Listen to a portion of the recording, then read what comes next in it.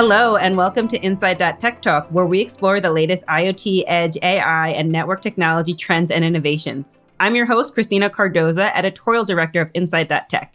And today, we're going to be talking about AI partnerships that spark developer engagement and innovations. And who better to discuss this with than two companies embedded in the AI and developer communities. Today, we'll be speaking to Paula Ramos from Intel, as well as Jason Corso from Voxel 51. But as always, before we get started, let's get to know our guest. Paula, a good friend of the show. For those of us who haven't heard your previous conversations, what can you tell us about yourself and what you're doing at Intel? Yes, for sure.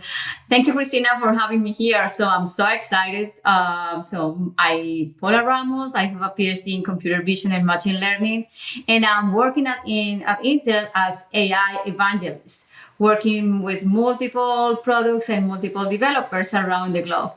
Great. And Jason Corso from Voxel 51, first-time guest of the podcast. What can you tell us about yourself and Voxel? Likewise, nice to meet you all. Thanks for the invitation, Christina. So Jason Corso, I have a PhD in computer science. I'm a co-founder at Voxel. At Voxel, we make a software refinery to help you work with your data, your models, various needs, and kind of refine them into production visual AI. I'm also on the faculty of robotics and EECS at the University of Michigan, where I've done research for the last 10 or 15 years in computer vision, machine learning, all at the boundaries between the physical world and what we can do with computational systems these days. Awesome. So you've been in this space for a long time now, and I've probably seen it evolve even, it feels like every day something new is happening and it's evolving even further. So that's where I wanted to start off the conversation with you, Jason. If you could just talk about what you're seeing in this space, how it has changed over the last few years, where we are today, and what, are the trends shaping where we are. Yeah, indeed. It has changed quite a bit in the last few years, also the last 20 years, right? Like when I was doing my PhD, we were looking at things about how you can use computer vision to like understand gestures and so on to interact with the computer. And look where we are now, right? Like 20 years later, it's been quite a wild ride. So last few years, let's see. I think there probably are two major developments, I would argue, right, in the last couple of years that really are driving the way we all think about AI. So the first one is probably pretty obvious, right? Like the availability of these large language models that capture huge token lengths and can embed actually natural human language into the language model that's there to really give us, a resource in which we can interact with rather naturally. Now, I mean, there are an awful lot of questions around what their limitations are and their capabilities are, but at the same time, I think you'd be easy to find like lots of different applications, right? Like I think in the beginning of this year, I wrote some quick note on LinkedIn about how I think LLMs will evolve in 2024 and this year. One of those key elements that I thought was that we would see like a true revolution in how we think about search, right? Just information search, information gathering, and all that, and so on. And I think we really are beginning to see that. I think on the other one though, I'd probably point to an appreciation for the role that data has begun to play or has been playing in the development of various AI ML models, right? Like, everyone, when you go to school and grad school, right, like you take your machine learning course and you go and start training models to recognize digits and so on, you just go quickly download a data set. Either it's, from some repository or your professor gives it to you. And like most of the focus is on the algorithm. And so we've built this culture of like the model's king. But if you really think about what's happening, right, like even various leaders in the LLM space, to bring it back to the first one, have begun to talk about the critical role that good data, high quality data, like plays in this marriage of model code and data to build the AI systems that we're using. So I don't know exactly where that appreciation is going to lead us, right? Like, in my company, for example, we focus heavily on the role that data plays and providing like developer tools for engaging with data alongside their models rather than just expecting you to, gen up some scripts to visualize your data or whatever, right? But I think that, it's good for me because it's a long time since, when I was like 20 years ago, my data sets were dozens of samples, hundreds of samples, right? Now we have data sets that are dozens of millions of samples or whatever, right? So actually managing them and understanding the failure modes and the distribution and so on is very difficult and requires, I think, new thinking.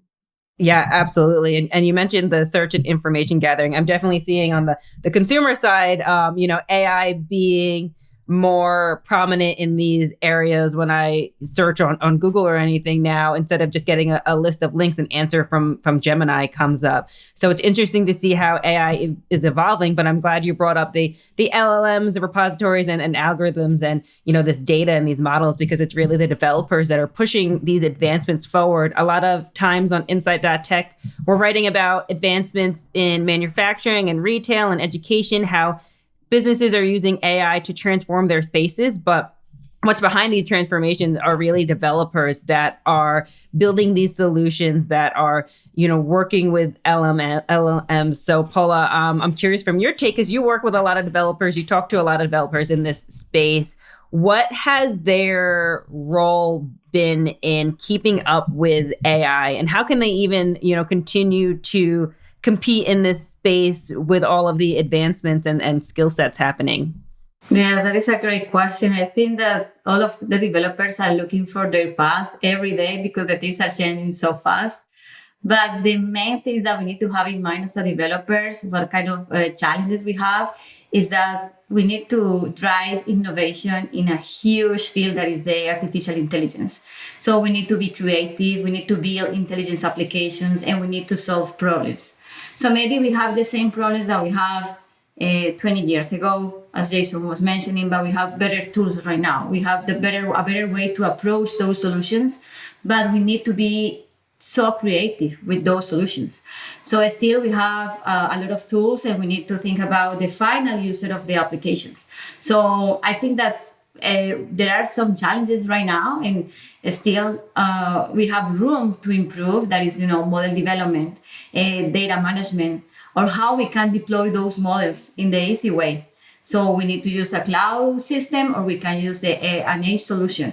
So we need to think about, and depending on that, for sure, the skills and the skills that we need to find could be different. But basically, having developers programming in different kind of languages, organizing or producing different kind of data sets, and also something that is really important in this field is the open source community. Open source community is changing the cadence of the AI. Because when we have these models open to everyone, they can access those models, or they can access those data sets and improve those models round by round, of those data sets round by round. So I think that the responsibility that we have as developers is huge in this new era of AI. And for sure, I think roles are in different kind of sectors. We can talk about manufacturing, retail, but more than that is what kind of problem we want to solve today. Could be complex, could be simple, but the solution always will be the simplest as possible. And this is the main challenge that developers have right now. Yeah, I love how you said we need to drive innovations. We need to create intelligent applications. We need to solve problems, because developers aren't in it alone. They don't have to build it from scratch. They can leverage partners like Intel and Voxel and community members to make some of this happen.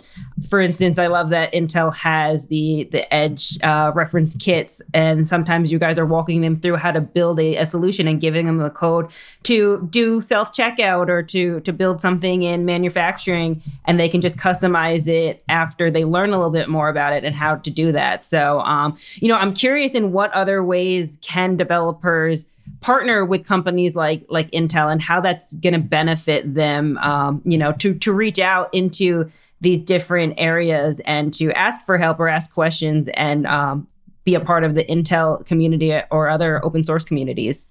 That's a great question. So we have multiple channels right now. As you mentioned, we have the Edge preference kits that, developers can access in an easy way. They can find a solution, complex problem, with an easy solution, where we are trying to show them with tutorials, code, videos, how they can navigate that specific vertical, manufacturing, retail, healthcare, LLMs as well, and working with multiple models. So Intel has a variety of solutions. So basically we have solutions, we have hardware accelerators for retraining, for fine-tuning models, but also we have solutions that work at the edge, or also you can use your laptop. So you can use your laptops to work with AI. And we are creating a specific framework that is called OpenVINO, where developers can use OpenVINO to optimize and quantize model. That means that they can use the same infrastructure that they have. They can use the same computer, and they can run LLMs, optimize and quantize LLMs, integer 4, for example, or they can use the integrated GPU that Intel also provides the processors. So I think that Intel, with OpenVINO, is enabling developers to easily prove and test these LLMs. And this is just one step behind the real solution, the solution that we want to put in the production systems. So they can create pilots, they can impress the bosses with the tutorials and examples that they can run in their own laptops before to move to the real or the final production system. And Intel has this possibility also. Developers can access Intel Developer Cloud to test multiple hardware before to buy that hardware. That is really cool. And also accessing accelerators and accessing also the latest, for example, AI PC. So we are provisioning a lot of tools to developers. And also we have, I almost missed that, but we have an amazing repository where developers can test the latest AI trends. So we have OpenVINO Notebooks repository where we have, if something happened today, literally in 2 days, we will see the notebook with that specific model. For sure, all this is for the open source community. So you can test there, for example, Llama 3.1, YOLO V10, and the latest AI trends. And this is a great tool. So the most important thing is we are not forcing developers to buy specific hardware to run those models as well. So developers can also run these models in the actual hardware that they have. We are also supporting ARM, and we are also supporting a variety of Intel hardware. Also integrated GPUs, that is the most usage integrated GPU that we can see in the world. Yeah, it's great that you are making it easy for developers to get started with the equipment or hardware that they have. And a lot of the kits and the challenges we were just talking about and repositories, these are ongoing things that are available to developers at any time. But I'm thinking about, I know recently, which probably feels like forever ago, you were at CVPR and there was a competition and challenging going there. So that's more of a one-off timely challenge that is available sometimes to developers going to these events, having these things happen. So I'm curious, Jason, because I know the company was also at that event, but there's other events that you guys host or that you're at that have these developer challenges. I'm curious, what would you say is the importance of developers going to these events, engaging in these communities, and participating in some of those competitions? Yeah, it's a good point, right? I mean, like even just before CVPR, Voxel had our first in-person hackathon actually in New York City. And it's that type of engagement where we really see, like excited developers, engaging with new technology, and then really trying to work together on new teams to kind of, solve a new problem. And that was really fun. But I think one key angle for developer events is obviously education, right? Like learning new things. And, I think if you take my earlier answer about how AI has evolved and think about a key trend for the future, right? A key trend that we're seeing for the future is language combined with vision, combined with new compute capabilities and, openly available data. And these foundational models to really tackle new problems in what at Voxel we call visual AI. I think we're going to see increasing contributions to that effect. But how do you do it? What do you do, right? One has to go to developer events or other types of conferences like CVPR or whatever to really stay abreast of what's happening there. I mean, for me, it's, in some sense, the educational side is very natural, right? Like I'm a faculty member, I teach, and I'm not teaching right now this year, but like last year I taught Intro to Computer Vision. So like 3 hours a week, I was doing this, developer event in some sense for 300 students to learn about computer vision. So I think one thing we've learned is at Voxel is like, this AI space is evolving so rapidly that like, it seems like everyone, even faculty members who've been in the field for ages, we're in like constant information gathering mode. It's impossible to stay up to date with, everything from like cutting edge research papers on one hand, all the way to what are the new APIs and libraries that you have to learn.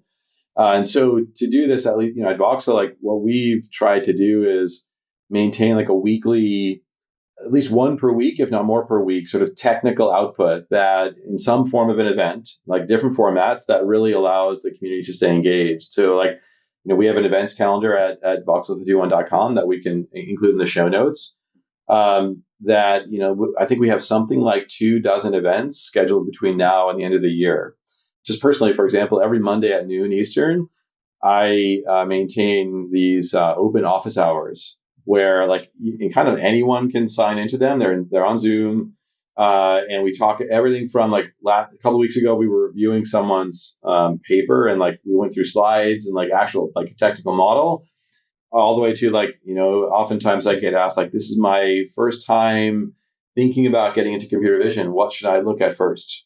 Right, like so pretty broad, but we have some hackathons, virtual meetups, and so on. So I think that like it's like raw education, just about like foundational capabilities, but also like these developer events really help engagement, like just from like a staying up to date with what's happening.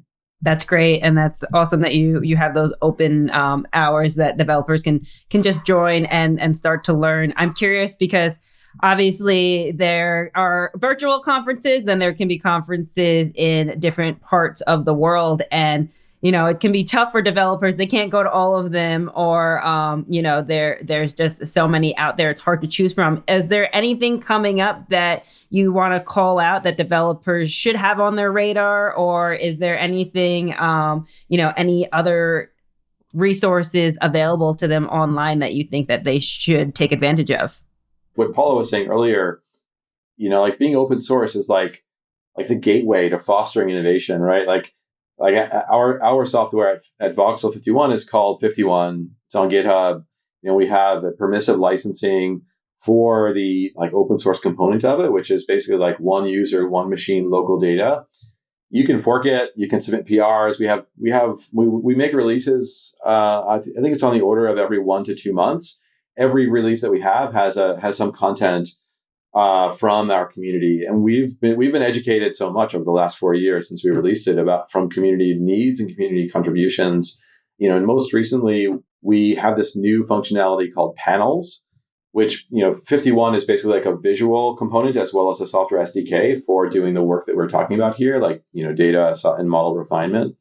But with panels, you can build functionality for the front end without knowing how to write React or JavaScript or anything with UX. You can write in Python, and all of a sudden you can still enhance the GUI functionality.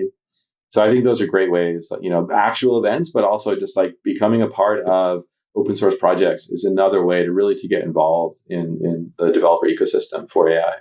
Yeah, absolutely. And I think it also helps, companies like yourself who have these open source models. You might not have picked up on something that somebody in the developer community picks up on, and they can really be a part of that community and make changes and point things out and contribute to companies and, projects like yourself. So it's always great to be a part of those discussions, see what's going on, hearing what developers are talking about, as well as, some of the ongoing challenges that they're facing in these spaces. Paula, I know OpenVino, there's a huge GitHub community around there. And you mentioned a little bit of how the kits and some other things that Intel offers, but I'm curious in what other ways does Intel foster that innovation and that community engagement for developers? That is a great question because we have been working so hard on that part as well.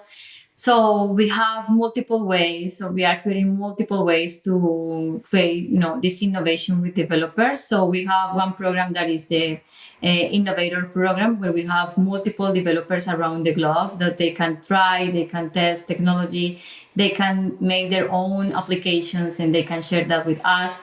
So just stay tuned. For example, in my LinkedIn or in my network as well. So we are highlighting some of these innovators. This is one thing that we have. And basically, they create their own repository, they fork their repository, and they create new application or improve the application with their contribution. So another thing that we have is Google Summer of Code. We have a program with Google every year where we have multiple proposals, and we have several developers around the globe as well working with us for 3 months with different mentors in the OpenVINO team. And for example, you mentioned about CVPR. So we worked with Anomaly, that is a library that also we have in the OpenVINO ecosystem. And we have 2 proposals last year about Anomaly. And one of these proposals, the student that was involved in Google Summer of Code, and the mentors and the professor as well, they create a paper. And the paper was submitted in the workshop of the anomaly detection and visual and anomaly inspection workshop at CVPR. And that was accepted. So we are closing also the gap in between industry and the academia with conferences. So we are also participating with the students, developers in those conferences through programs as, for example, Google Summer of Code. But no more than that, for sure, we are moving so fast also in relations with universities. What kind of things we can work with university, helping them to create some research and research proposals that Intel also can support. At CVPR, we are sponsoring as well the challenge in this workshop about anomaly detection, and we try also to invite developers, and we create a marketing campaign around the challenge to invite developers to participate in that challenge. And we received more than 400 participants and more than 100 submissions. And that was an amazing and remarkable number, around maybe 1.5 months that we received. And we can see how the knowledge is moving in using anomaly detection. For sure, talking about OpenVINO, we have multiple things. As I mentioned before, we have OpenVINO is an open source tool, and we have a repository when we have different kind of contributions, depending on the product. So we have OpenVINO notebooks, we have OpenVINO build and deploy. In that repository, OpenVINO build and deploy, you can find all the 8 reference kits that we have been talking about today. OpenVINO notebooks, you can find the tutorial, and in the OpenVINO repository, you can find the API. So we have a huge ecosystem where we are trying to touch not just the inference part, also the training part with anomaly detection, Anomaly, and also OpenVINO training extension. So we have a huge ecosystem that I really want to invite all the developers and all the people that are watching this podcast or listening to this podcast to visit those repositories. Visit the organization OpenVINO Toolkit in GitHub, and you can find all the repositories that I'm talking about. Absolutely. It's exciting hearing all of these different resources, all these different ways developers can get started. So I'm excited to see moving forward what types of solutions and innovations developers continue to build. And I hope they take you guys up on some of these events and meet you, whether that's in person or virtually. I know sometimes it can be intimidating when you're getting started in these areas, but having companies like Voxel and Intel support developers, that's great to see. And I also saw, Jason, in addition to the virtual office hours, you also, there's a availability to do one-on-one meetings. So if developers feel intimidated somehow or, don't want to ask a question in a group setting, it's great that you guys are making yourself available to help developers when and where they need it. So I want to thank you both again for joining us on this podcast. Before we go, if there's any final thoughts or key takeaways you want to leave developers with as they go on this journey, engage with each other and engage with yourselves. Jason, I'll start with you. Great. Yeah, thanks very much. First parting thought would be that, I think I just want to express my thanks to the developer community that we've built over the last 4 or 5 years, right? Like we wouldn't be where we are today without the community. Like it's such a vibrant and rich environment. But like second thing is that actually we're hiring. So we're hiring developers, actually across the board we are, as we grow after we closed our Series B earlier this year. But for this conversation, machine learning engineer roles, both for like core engineering work as well as developer relations work, right? Like we believe in developers so much that we hire individuals that are fully trained and can write papers, can write code and so on. But their role is actually building bridges with the community. And then maybe just the last parting remark is that, we as a company, we are open source driven, but we do actually have dozens of customers that use our commercial enterprise version that we call 51 Teams. It kind of like relaxes that individual user local data work and allows you to develop the same functionality together in teams in the cloud or on-prem. We love to engage in conversations around 51 Teams as well with your community. We have customers, many of which are in the Fortune 500, but across manufacturing, security, automotive, right? Like pretty broad base customer base. So thanks. Yeah, absolutely. Love to hear about job openings. It shows this space is growing, this space is becoming important. And, some of the innovations and transformations that we talk about on insight.tech wouldn't be possible without developers. So exciting opportunity for anybody listening to go join the Voxel 51 team. Paula, always love having you on the podcast. Thank you again. I feel like every conversation, there's something new to talk about, something new happening in the AI space. So, curious what our next conversation will be about. But before we go, are there any final thoughts or key takeaways you want to leave with us? Yes, for sure. So, first of all, thank you. Thank you, Christina, for, create this space to talk about what we have. And thank you also to Voxel 51. We have been creating a great relation with Voxel 51 in different conferences. We try to share some space together.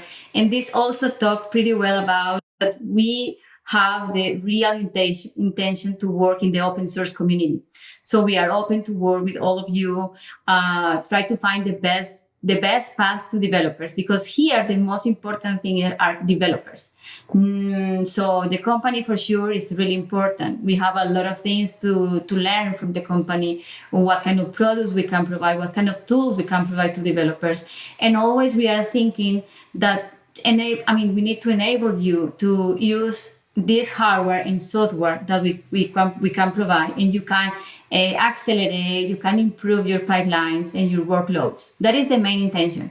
We have right now, a lot of things to share with you. So we talk about OpenVINO, Edge reference kits, but more things are coming in the future. For example, we have the new, AI PC that you can try.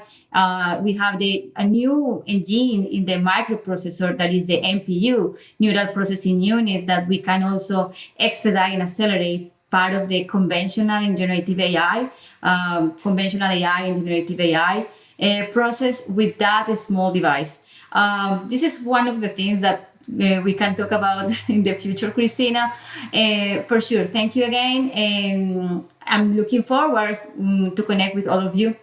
Absolutely. And you talked about earlier how some of these innovations or these tools you have available is making easy for developers to start working no matter what hardware they're using. And the AI PC just makes it that much easier for the AI development, deployment, performance of your solutions, all that great stuff. So I know Intel has a lot of resources around AI PCs that we'll make sure to provide to developers as well. But thank you both again for joining us today. Thank you to Intel and Voxel 51 for these great resources and communities you've created for developers and spaces for them to get started and get that support. Until next time, this has been Insight.Tech Talk.